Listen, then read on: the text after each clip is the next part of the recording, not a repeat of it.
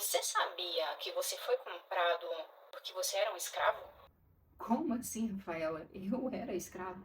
Sim. Se formos analisar as escrituras no Velho Testamento, a lei de Moisés era a seguinte: se alguém tinha uma dívida com qualquer pessoa, ele tinha que pagar aquela dívida, mas se ele não tivesse dinheiro, ele podia pagar com seus bens. Se os bens não fossem suficientes, ele tinha que pagar com suas terras. E se as terras ainda assim não fossem suficientes para pagar aquela dívida, ele tinha que entregar algum parente como escravo para saldar a sua dívida, ou ele mesmo se tornava escravo.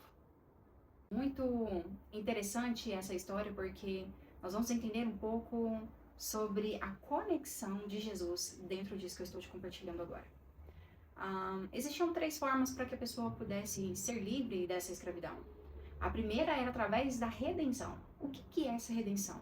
Um parente próximo ou distante tinha o direito de pagar a dívida, né, o saldo ali devedor daquela pessoa, e ela era livre daquela escravidão, mas ele se tornava escravo do seu parente que pagou a dívida. Se o parente quisesse que ele fosse livre, né, e tivesse uma liberdade, ele seguia com liberdade, mas caso contrário, ele se tornava escravo do seu parente.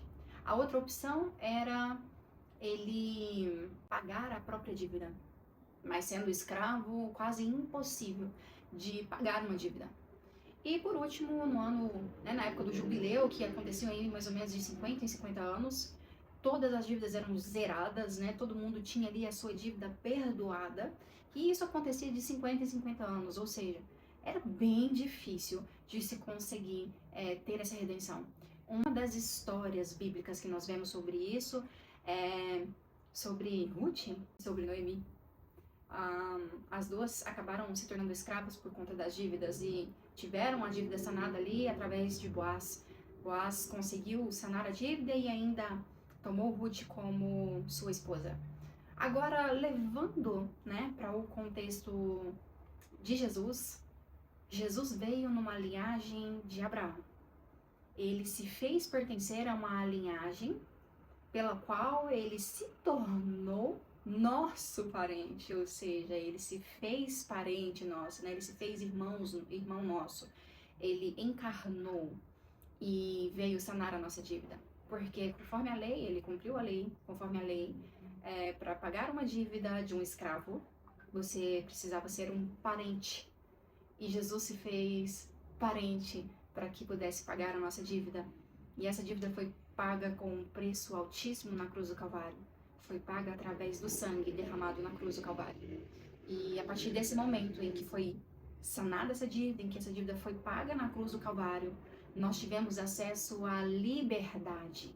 Nós fomos libertos das mãos do inferno, nas mãos da maldade, porque nós éramos escravos do inimigo desde quando Adão permitiu o pecado entrar ali no Jardim do Éden. E Jesus veio para nos trazer essa liberdade, né, para sanar essa dívida que nós tínhamos. E nós entendemos através de todo esse contexto que a Bíblia se conecta em todos os pontos. Se nós começarmos a nos aprofundar, né, em conhecimento dentro da palavra de Deus, nós começamos a compreender que ela se conecta. E todo o contexto que veio sendo trazido, todas as histórias, elas possuem um porquê. Elas possuem uma explicação e uma conexão. E a conexão central de tudo é Jesus Cristo. Espero que vocês tenham gostado dessa explicação. Já se inscrevam no canal, já compartilhem, né, com alguma pessoa e não deixe de acompanhar os vídeos que estamos postando aqui para vocês.